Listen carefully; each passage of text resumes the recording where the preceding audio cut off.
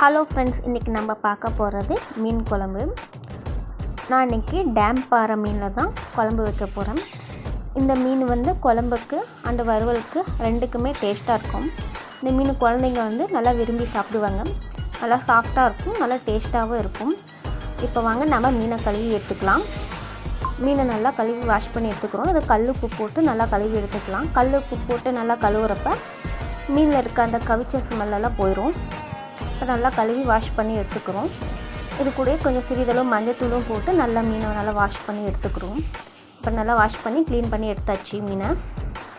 இப்போ நம்ம எப்படி மீன் குழம்பு வைக்கலாங்கிறத பார்க்கலாம். வாங்க வீடியோக்குள்ளே போகலாம்.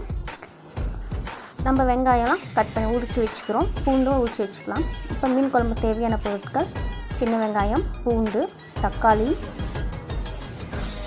தேங்காய், எண்ணெய், புளி,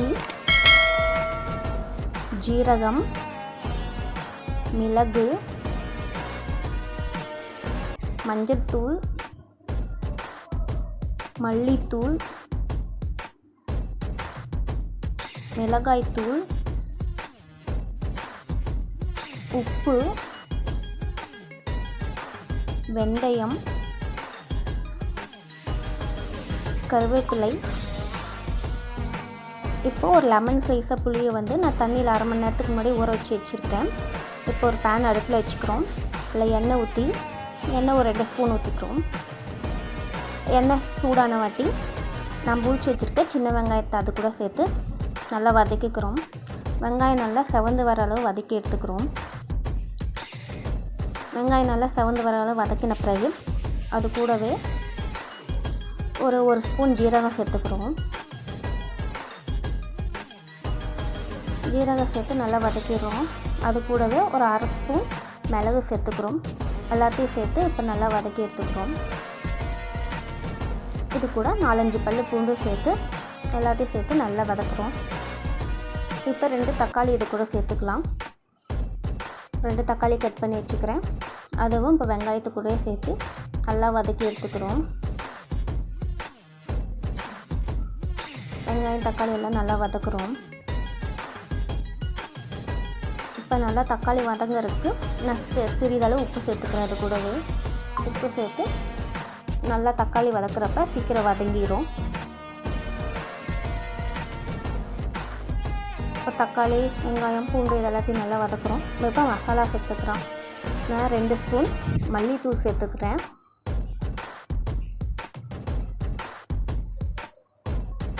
1 ஸ்பூன் மிளகாய்த்தூள்,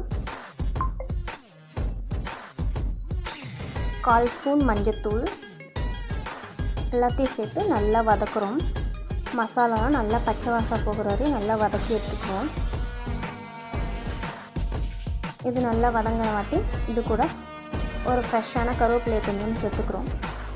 அதையும் சேர்த்து சிம்லேயே வச்சு நல்லா வதக்கிக்கிறோம். இப்போ நல்லா வதங்கின பிறகு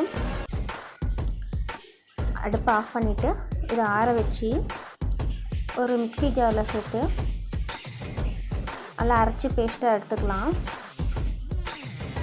இப்போ நான் அரைச்சி எடுத்தாச்சு. இப்போ ஒரு பேன் அடுப்பில் வச்சு அதில் 2 ஸ்பூன் நல்லெண்ணெய் சேர்த்துக்கிறேன். மீன் குழம்புக்கு நல்லெண்ணெய் ஊற்றினா நல்லாயிருக்கும். அது கூட 1/4 ஸ்பூன் வெந்தயம் சேர்த்துக்கிறோம். வெந்தயம் நல்லா கருகாமல் பார்த்துக்கணும்.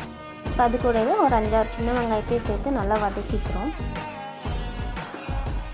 இது கூட ஒரு 4-5 பல்லு பூண்டு சேர்த்து நல்லா வதக்கிக்கிறோம். இப்போ இது கூடவே கருவேப்பிலை ஒரு கொத்து சேர்த்துக்கலாம். இப்போ நம்ம அரைச்சி வச்சுருக்க மசாலா பேஸ்ட்டும் இது கூட சேர்த்து நல்லா வதக்கிக்கிறோம். நல்லா வதக்கிய பிறகு நான் கரைச்சி வச்சுருக்க புளி தண்ணி இது கூட சேர்த்து நல்லா கொதிக்க வைக்கிறோம். குழம்பு நல்லா பச்சை வாசனை போய் கொதி வரணும். இப்போ தேவையான அளவு உப்பு சேர்த்துக்கலாம். அது கூடவே உப்பு சேர்த்துட்டு அது கொதிக்குங்காட்டி நம்ம ஒரு தேங்காய் பால் அரைச்சி எடுத்துகிட்டு வந்துடலாம். மீன் குழம்புக்கு தேங்காய் பால் ஊற்றுறப்ப குழம்பு நல்லா டேஸ்ட்டாக இருக்கும். அதனால் தேங்காய் அரைச்சி நான் பால் எடுத்துக்கிட்டேன். 1 டம்ளர் பால் வர மாதிரி எடுத்து வச்சுக்கலாம். இப்போ நல்லா குழம்பு கொதி வந்துடுச்சு. இப்போ நம்ம தேங்காய் பால் சேர்த்துக்கலாம். தேங்காய் பால் சேர்த்து குழம்பு ரொம்ப கொதிக்க தேவையில்லை. சும்மா ஒரு 2 நிமிஷம் கொதிச்சா போதும். இப்போ எல்லாத்தையும் மிக்ஸ் பண்ணிக்கலாம். நல்லா மிக்ஸ் பண்ணியாச்சு. இப்போ நல்லா குழம்பு கொதி வந்துடுச்சு. இந்த ஸ்டேஜில் உப்பெல்லாம் கரெக்டாக இருக்கான்னு செக் பண்ணிக்கலாம். செக் பண்ணிவிட்டு இப்போ நம்ம மீனை சேர்த்துக்கலாம் குழம்புல. இப்போ மீனை நம்ம 1 by 1 சேர்த்துக்கிறோம். மீனை சேர்த்து நம்ம அதிக நேரம் குழம்ப கொதிக்க வைக்க தேவையில்லை. சிம்மில் வச்சு ஒரு 10 நிமிஷம் வச்சுருந்தா போதும். மீன் நல்லா வெந்துடும். இப்போ மீன் நல்லா வெந்துடுச்சு. மீன் நல்லா குழையாமல் வெந்து வந்திருக்கு.